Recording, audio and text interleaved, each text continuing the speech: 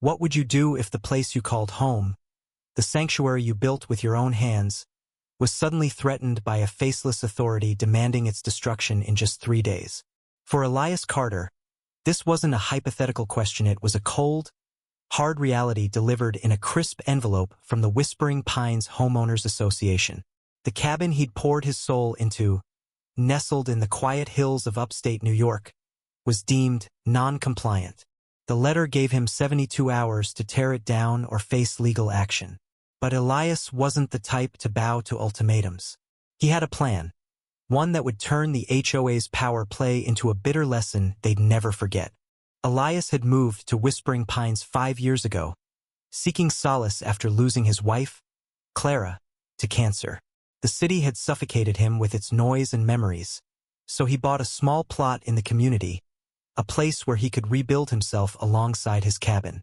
It wasn't much, a modest one-bedroom structure with cedar walls and a tin roof, but every nail, every plank, was a testament to his healing. The HOA, however, saw it differently. They called it an eyesore, claiming it violated their aesthetic standards. Elias had ignored their warnings for months, thinking they'd tire of harassing a grieving widower. He was wrong. The letter arrived on a chilly October morning, the kind where frost clung to the grass like a fragile promise. Elias read it at his kitchen table, his coffee growing cold as the words sank in. Demolition required within 72 hours. The HOA's president, Margaret Hensley, had signed it with a flourish, her name a symbol of the iron grip she held over the community. Margaret was a woman who thrived on control, her smile as sharp as the manicured hedges lining her property. Elias had clashed with her before over his wildflower garden, his unpainted fence, but this was different. This was war. He didn't cry or rage. Instead, he laughed, a low, bitter sound that echoed in the quiet cabin. The HOA thought they could bully him into submission, but they didn't know Elias Carter. Before Clara's death, he'd been a lawyer, sharp and relentless, specializing in property disputes. He'd walked away from that life, but the skills remained, dormant like embers waiting for a spark. This letter was the spark. Elias spent the first day researching. He pored over the HOA's bylaws, a dense document most residents never bothered to read. Buried in the fine print was a clause about membership dues and voting rights. The HOA relied on annual fees to fund their operations, but the bylaws allowed any member to propose changes to the fee structure at the annual meeting scheduled, conveniently, in 2 days. Elias grinned. They'd given him 72 hours, but he only needed 48. He called his old friend, Javier Morales, a retired private investigator with a knack for digging up dirt. Javier lived an hour away but promised to be there by evening. "You sure you want to poke this bear, Eli?" Javier asked over the phone, his voice tinged with amusement. "This bear's got claws," Elias replied. "But I've got a bigger trap." Javier arrived with a laptop and a thermos of coffee, and the two men worked through the night, combing through public records, HOA meeting minutes, and social media posts. What they found was gold.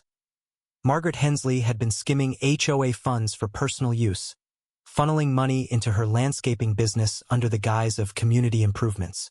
It wasn't enough to send her to jail, but it was enough to ruin her reputation and her authority.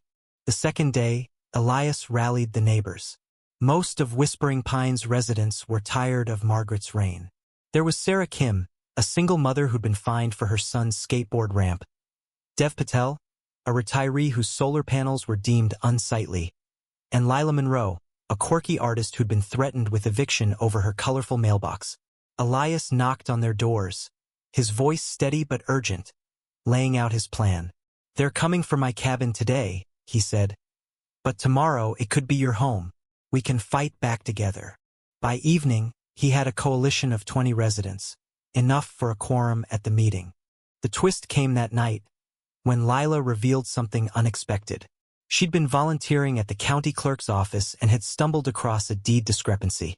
The lot Elias's cabin sat on wasn't fully under HOA jurisdiction. It was part of an older, unincorporated parcel that predated the community's formation. The HOA's claim to enforce rules on his property was shaky at best.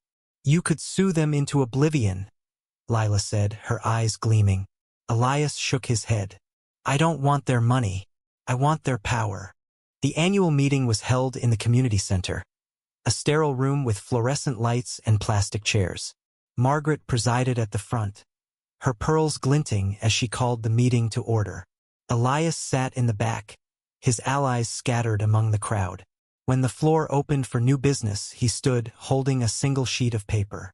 I propose a motion, he said, his voice cutting through the murmurs.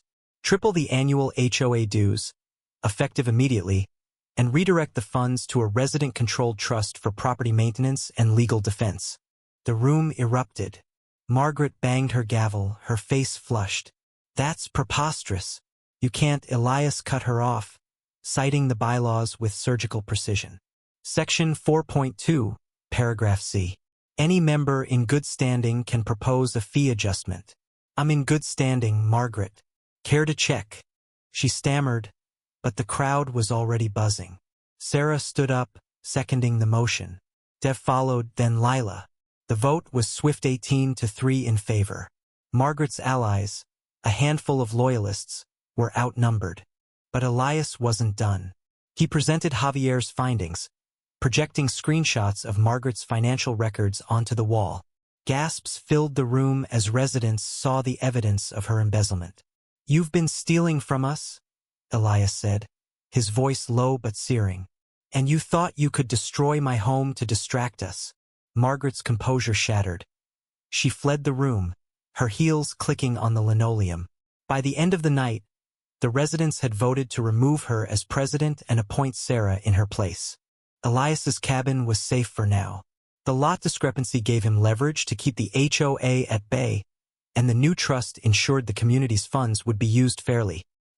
He should have felt triumphant, but as he walked back to his cabin under the starlit sky, a hollow ache settled in his chest. He'd won the battle, but at what cost? The neighbors who'd rallied behind him were already whispering about new rules, new restrictions.